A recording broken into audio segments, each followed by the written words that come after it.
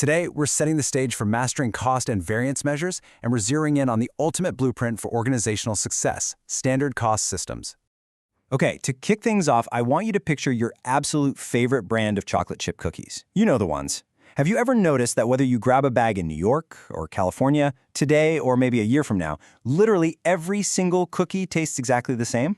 Well, that level of consistency, it's definitely not a happy accident. It happens because that company relies on a very strict, completely non-negotiable recipe. And honestly, in CMA terms, that recipe is exactly what we call a standard cost system. We're essentially taking that everyday physical reality of baking the perfect cookie and applying it directly to corporate finance. To keep our time together super efficient, here's our roadmap. We're going to define the standard cost, compare ideal versus practical standards, look at the standard cost card, break down the benefits, and finish up with some absolutely crucial exam warnings. All right, Section 1, defining the standard cost. Let's explicitly map our cookie recipe analogy over to how these corporate systems actually work. In the manufacturing world, a standard cost system isn't just a wild guess. It is a carefully determined price, quantity, or service level that acts as a really vital benchmark for comparison. You can honestly just think of it as your budgeted cost per unit.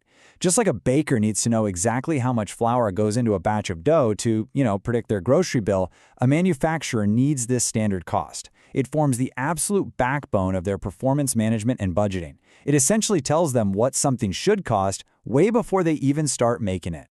Moving right along to Section 2, ideal versus practical standards. Now, as your teacher, I have to wave a massive red flag right here. Listen up, guys, because this is an absolute favorite topic on the CMA exam. Definitely snap your attention into focus for this part. What's really fascinating here is that not all standards are created equal, right? We actually categorize them into two main types. On one hand, we have ideal standards. These assume peak superhuman efficiency.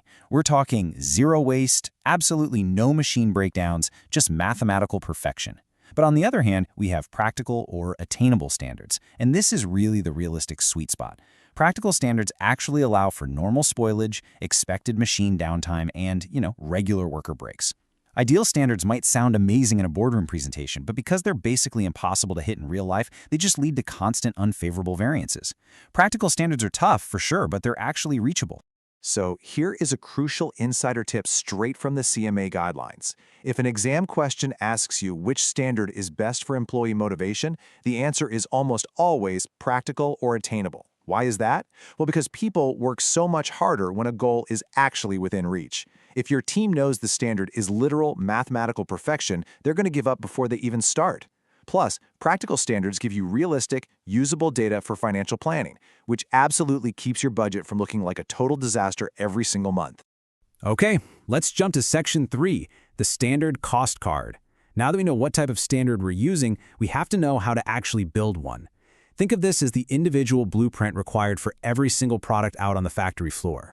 Every product gets one of these cards, and it breaks the math down into two main components.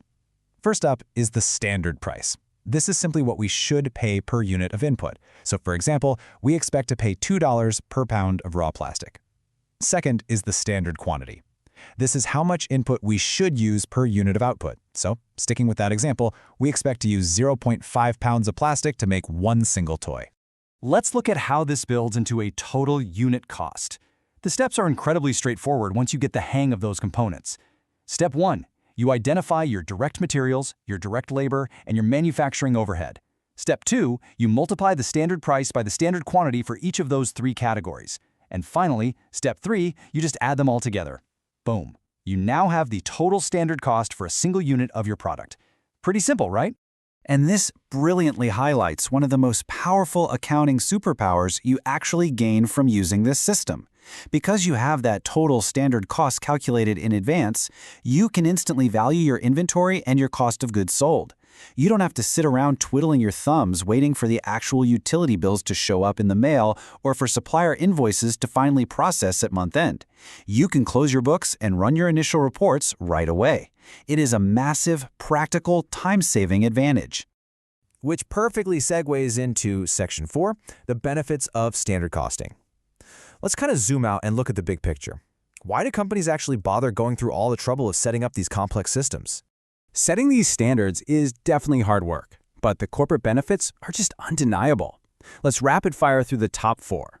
Number 1, performance evaluation. It gives us a solid benchmark. Think about it. Without a standard, how on earth do you know if spending $50,000 on labor this month is a good thing or a bad thing? You don't. Number 2, simplified bookkeeping. Like we just talked about, inventory is super efficiently recorded at standard cost, making the accounting vastly faster. Number 3 is product pricing. You literally cannot accurately quote a price to a customer if you don't know what your costs should be. And number 4, management by exception. Standards help managers essentially ignore the stuff that's working perfectly so they can just highlight the areas that are out of sync. All right, we are in the final stretch, candidates. Let's look at Section 5, Crucial Exam Warnings. Before we wrap this up, I want to give you a serious masterclass warning for exam day. Please burn this into your memory. Standards are absolutely not set it and forget it.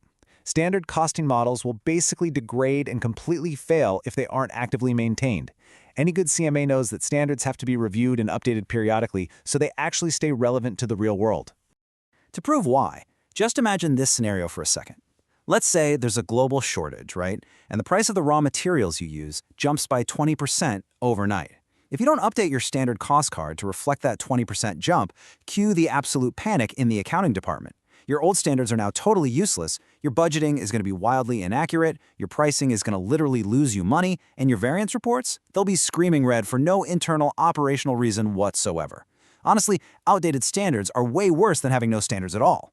So, when you sit down for that exam and you inevitably see a question about standard costing, I want you to turn on your critical thinking and ask yourself 2 really provocative questions. First, is this standard ideal or practical? And second, does this standard reflect current market reality? If you can master the recipe and understand the benchmark, variance analysis is going to start making perfect sense. Try this out. Think about how you'd build a standard cost card for the exact device you're watching this explainer on right now, like how much plastic, how much glass, how much labor. Keep that curiosity alive, guys, and you will be perfectly positioned for our next deep dive. Thanks so much for learning with me today.